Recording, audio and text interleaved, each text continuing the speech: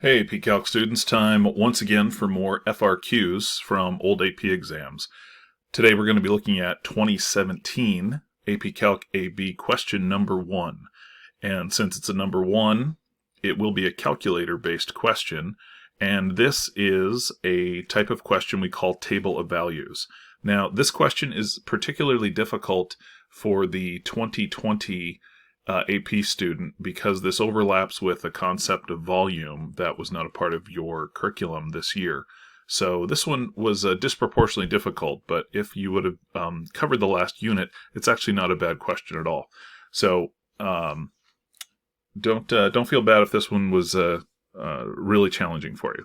But let's take a look at the question. Once again, since you have a table of values at the top, you could have concluded that this is a table of values style.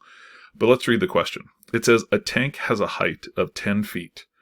The area of the horizontal cross-section of the tank at height h feet is given by the function a, where a of h is measured in square feet. The function a is continuous and decreases as h increases. Selected values for a of h are given in the table above. So this follows the pattern of a table of values style of question, but it could be hard to get your mind wrapped around. So I want to give you a couple what ifs or potentials that this could have been. So I'm going to sketch a couple diagrams and that I'll wind up erasing here, but this is just to give you a feel for the question. So this is not true for this problem, but I just want to give you a what if. What if this problem would have had a cylindrical tank? And this would have been the kind of question it was. And what they're saying is that the tank is 10 feet high, and they're giving us the area for the cross-section. Well, a cross-section of this, you guys would know that this would be just a circle. All the cross-sections are circles, and if you took out those cross-sections, you would say, well, the area of the cross-section is pi r squared. And if I took the area of a cross-section and integrated from bottom to top, I could just say, well, I'm going to integrate from 0 to 10 the area of one cross-section, and that would give me an infinite number of cross-sections, and that would give me the volume. And if you recall, an integral is a symbol for an infinite sum. So if I took an infinite number of cross-sections, and those cross-sections were area pi r squared, I could get this. And if I said, well, this is going to be pi r squared, and this is my variable here, I could call that dr. For our purposes here, we could say that would be that's one example we could use. But what if this was more of a tank that looked like more of a rectangular prism? Maybe that's what the case was. And you would say, well, on this particular one, each cross-section would be a rectangle. But if the height was still 10, the volume of this thing, I would be integrating from 0 to 10, but I'd be integrating the function that represented the cross-section. Well, each one of these cross-sections, which you can see in the diagram here, each one of these cross-sections would be a rectangle. And if you looked at one of those rectangles, who knows what the dimensions are? We could just make it up. We could say, well, let's pretend that it's 4 times as long as it is wide. So however wide it is x, and this is 4x. We could say that. So the area of one cross-section would be 4x times x, or 4x squared. And for our purposes here, I don't want to get too hung up on the variable of integration here, but let's just call that dx. So it doesn't really matter what the shape of the tank is, and in fact, what you're used to from related rates earlier in the year is maybe it's a cylindrical tank. And in fact, that would actually make the most sense for this question because the question says the function continuously decreases as the height increases. So on this one again, though, you would say, well, each cross-section is a circle again, but the volume is going to be 1/3, and we'd have to manipulate this. You'd have to have a little bit more volume understanding, but you could also see that the cross-sections were area. So on this one over here, I want to jump over to here first. The area of the cross-section was pi r squared. For this one, the area of the cross-section wound up being 4x squared. And for this one, this cross-section here was equal to pi r squared. We could have all sorts of different shapes. If you really wanted to go crazy, maybe you had a hexagonal shaped tank. And you'd have to really recall your geometry skills to figure out the formula of a hexagon. and that would be each cross-section. But regardless of what the cross-section is, that's actually what you don't want to get distracted by on this problem. You just want to say, whatever the cross-section is, it's A. Could have been this, could have been this, could have been this, who knows.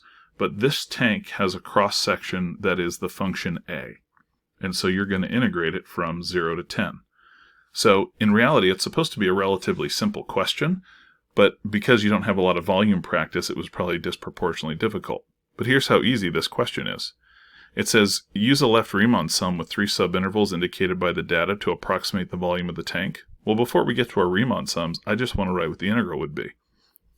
You want to say, well, I would be integrating from 0 to 10, regardless of what my cross-section is. And again, on this one, this would be 10, this would be 10. Regardless of what my cross-sections are, I'm going to be integrating from 0 to 10. What is the formula for the area of my cross-section? I don't know. It's just A. And because I'm inside the integral here, it's a function of the height. That's what my integral would be. And because it's a table of values, they didn't give us the A function, they just gave us selected values. So if possible, get your head wrapped around the concept of the height of the tank is 10, area is its own function, don't know what it is, but I had an infinite number between 0 and 10, so that was my integral. And so what they're wanting you to do is then approximate this integral using a Riemann sum. Well, since we're going to approximate, we're going to use our strategy of let's sketch a graph, and then there adds another potential point of confusion here in just a moment. But I'm going to put my graph up here. And it looks like we go from 0 to 10. And I think we have enough room. I'm actually going to make all 10 up here. So 1, 2, 3, 4, 5, 6, 7, 8, 9, 10. And let's just highlight the values we need. We needed 1 at 0, and 2, and at 5, and then all the way to 10. So this was our height values, even though it's horizontal. And then the area at these values is given. Now the function, or in the problem it says we're decreasing continually, so 0 is going to be the highest one. So I'm going to go ahead and put 50.3 up there. And then we decrease down quite a bit to 14. And these are not to scale, and that's really not important. 14.4 I'm going to need, and I'm going to need 6.5. And then I'm also going to need 2.9. So those are the only y values I need. And again, don't get hung up by the lack of scale here. That's not really that important here. So we have 0, 50.3, we have that value there. At 2, we're at 14.4. At 5, we're at 6.5. And all the way down at 10, it's 2.9. Now I want to emphasize again what they said in the question. It says here, it says the function A is continuous and decreases as the height increases. Well, since the area of the cross-section is decreasing as the height increases, I know that it's got to be something kind of like a cone where the cross-section is decreasing. It couldn't have been any of these three because these would be the same cross-section area at each height level. So whatever shape this tank is, it's getting narrower at the top and wider at the bottom. And so we could just connect these and we could say, well, the function does this, the area function. So what the question is saying, we have to approximate this integral with this graph here. Well, this adds another piece of potential distraction when you don't have a lot of practice doing volume questions. This over here is representing the volume, even though this is area. And sometimes that's a confusing thing when you're integrating. We're integrating an area function, which is going to produce volume. So even though we're going to calculate area, it is representative of volume. And so what the question says is use a left Riemann sum with 3 subintervals indicated by the data to approximate the volume. So yes, the area under this function is approximating volume because it's an infinite summation of areas. Now it's a left Riemann sum, and so we're going to come from 0 because that's the left side. We're not going to wind up using the height at 10, we're going to use the height at 0. So coming from the left, I'm going to come down, coming from the left, and I'm going to come down, and coming from the left, I'm going to come down. And there's my 3 subintervals. And now it's just geometry. And even though this is a calculator question, it's really just geometry so far here. So it looks like our first rectangle there is 2 times 50.3. That's our first rectangle. Plus The second rectangle is 3 times 14.4. And the last rectangle, very long but not too high, is 5 times 6.5. And we could throw this into our calculator, and what you'll wind up with is that the approximate volume here of this tank is 176.3 cubic feet. You got to make sure you get your label right. This is all in feet. And so again, if you had completed the last unit on volume, this would really be a much, much easier question because you'd have had all that practice. But if you can get to the point where you don't really have to understand what function is producing the area, you just know that the area, there's an infinite summation of cross-sections which are represented by function A. So that's what's in my integral. Infinite summation 0 to 10 of cross-sections. Here's my approximation. There's my answer. Then part B. Should look a little bit familiar. We've had similar questions in the past. Does the approximation in part A overestimate or underestimate the volume of the tank? Explain your reasoning. We had one like this earlier. Well, the function's decreasing. We're coming from the left, therefore it's got to be an overestimate. And when you see it a second time, it's so obvious. So already much easier than the first time you saw this kind of question. So it's an overestimate. And the reason is A representing the cross-section function, A is decreasing. And just to be complete, we could say and approximation or Riemann sum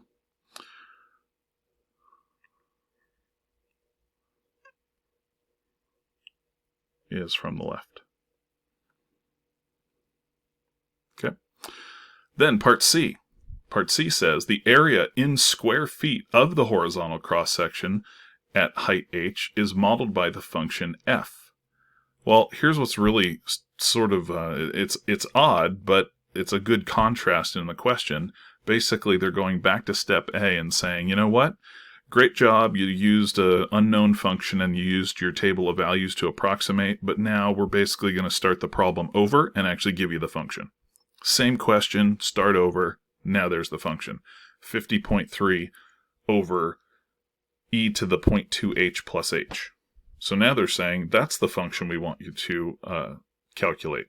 And so this is where you would just take advantage of your calculator. This is a pure calculator question. Actually easier than our approximation method. You take your calculator, you integrate from 0 to 10 of f of h dh.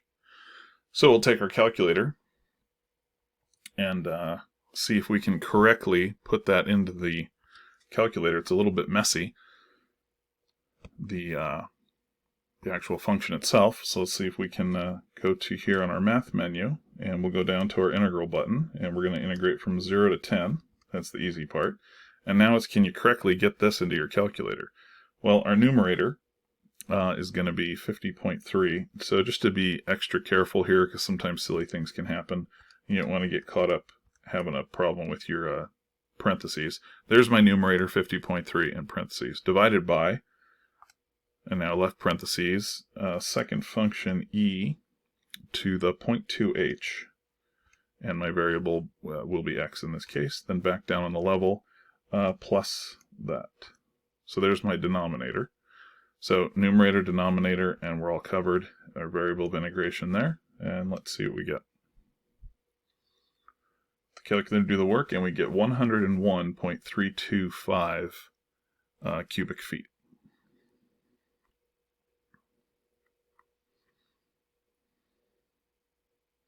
So you can see, compare that to our approximation with the other function, we definitely were over, assuming these functions were close. All right.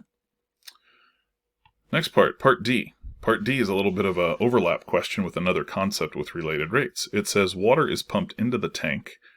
When the height of the water is 5 feet, the height is increasing at a rate of 0.26 feet per minute.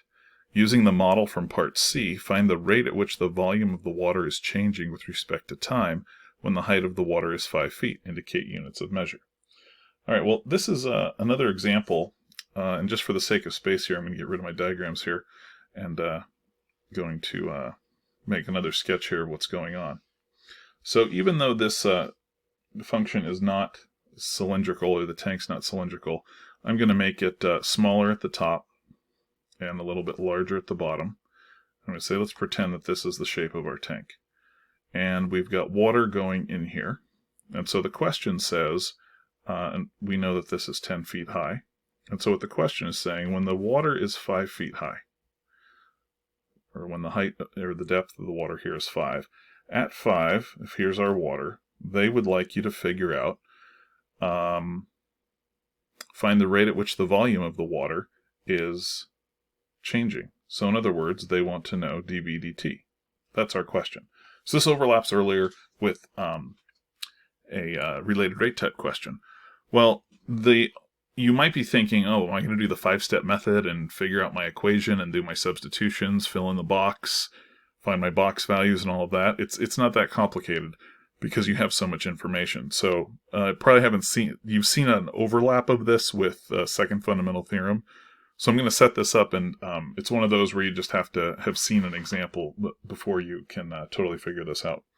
So I'm going to go back to our equation from part C, and I'm going to rewrite this. And I'm going to say, well, the volume of this tank was equal to the integral of 0 to h, and our function here is going to be f of x dx. Now, if you recall, if you have an unknown in your interval, you have to have a different unknown in your variable of integration. So the volume at a certain height means I'm actually going to tweak this very slightly, and I'm going to make that v of h. I'm going to say, well, the volume at any particular height is equal to the integral from 0 to height of the function representing the cross sections. So kind of let that sink in. For example, what if you wanted to know what's the volume when it's at 8 feet or 7 or even 1 foot, whatever that would be? You could say, well, v of 2, let's say it's 2 feet. v of 2 would be the integral from 0 to 2 of the function of the cross sections. So what they're wanting you to do is find dV dt. Well, since this is our entire thing here, we're going to have to take d dt of it. So first you want to be able to say, okay, I agree that this function, or this integral within this function represents the volume at any particular height. If you're okay with that, then what we're going to do is take this entire thing and we're going to take d dt of it. And then we're going to produce the result. So the derivative of volume is dV dt. Well, that's what we were looking for. And now we have to take the derivative of an integral. Now, if you recall, the derivative of an integral knocks out the integral, but we have to respect the interval values. And there's a little bit of a wrinkle in this one that you haven't seen before. So if I say, okay, that means the derivative knocks out my integral, that means I'm going to replace x with h, and I'm going to say, well, that's going to be f of h times the derivative of h. And this is where there's a little extra wrinkle. What most of you would think is that you'd say, well, the derivative of h would be 1, which is the most common wrong answer here. But since this is respect to t, my variables don't match. I'm not taking ddh of this problem. I'm taking ddt. So ddt of this little spot right here, the derivative of h would be 1. My variables don't match. This would be dh dt. Minus f of 0, technically, times the derivative of 0, which would be 0. So if I clean this up a little bit, and this little extra part again, I've stressed how there's really 4 pieces to whenever you do the second fundamental theorem. So what we get here is we get, well, dV dt is equal to f of h times dh dt. And then we have to look at the problem. Back at the problem, it says the water is pumped into the tank when the height of the water is 5. The height is increasing at a rate of 0.26 feet per minute. Using the model from part C, find the rate at which the volume is changing with respect to time when the height of water is 5. Well, what they want us to do is evaluate this when h is equal to 5. So write that a little neater there. It doesn't quite look like an h. Okay. So what I need to do now is put in 5 here. So dV dt, and sometimes you'll see this notation. I'm going to use it here. I'm going to draw a vertical line, and I'm just going to write h is equal to 5. If you ever see that, that's just another way of saying I'm subbing 5 in for h. So that means I'm going to take f of 5 times dh dt at 5. Well, it says in the problem that dh dt at 5, and I could even do this right here, dh dt when h is equal to 5. In the problem, it's given that it is 0.26. So then I'm going to use my calculator, and I'm going to figure out what f of 5 is. So back on the function they give us, a little bit messy with that one. We'll turn that on, and we'll say, all right, we've got 50.3 divided by, and our denominator is e to the 0.2 times 5. I think we can agree that that's going to be 1. So I'll make that e to the first. And then we have plus 5. And that should be 6.5169 with the rest of the decimal, and we're going to multiply that by 0.26. And our final answer is equal to 1.694. Stay rounded down because the next value is a 4. And because we're finding the rate the volume is changing, that's going to be feet cubed, and our unit on time